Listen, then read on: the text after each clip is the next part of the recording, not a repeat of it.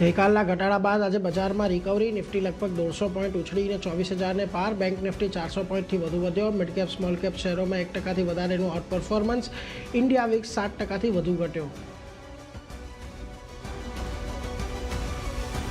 આજે consumer durable, realty અને pharma શેરોમાં ઉછાળો જોવા મળ્યો. ત્રણેય ઇન્ડેક્સ લગભગ 2% વધ્યા. કેપિટલ માર્કેટ અને એફએમસીજીમાં પણ પોઝિટિવ ગ્રોથ, જ્યારે ટીસીએસના પરિણામો પહેલાં આઈટી ઇન્ડેક્સ 1%થી વધુ દબાણ હેઠળ. ચાર્જિંગ મોડ્યુલ અને ડિસ્પ્લે કમ્પોનન્ટ પરની ઇમ્પોર્ટ ડ્યુટી હટાવ્યા પછી ઈએમએસ શેરોમાં તેજી. ડિક્સન અને સિરમા એસજીએસ, પીજી ઇલેક્ટ્રોપ્લાસ્ટ 3થી 4%નો વધારો.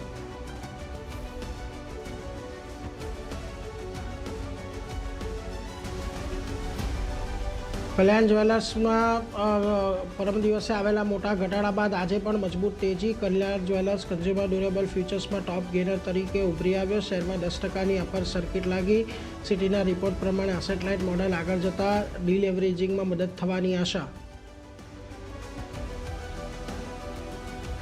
ડૉક્ટર રેડ્ડીની વજન ઘટાડવાની દવા સેમાગ્લુટાઇડના કેટલાક બેચમાં સમસ્યાઓની તપાસ હેઠળ હાલ પૂરતો પુરવઠો બંધ કરી દેવામાં આવ્યો. કંપની આજે સાંજે 4:30 વાગ્યે એક પ્રેસ કોન્ફરન્સ કરશે, જેમાં મેનેજમેન્ટ આપશે સ્પષ્ટતા.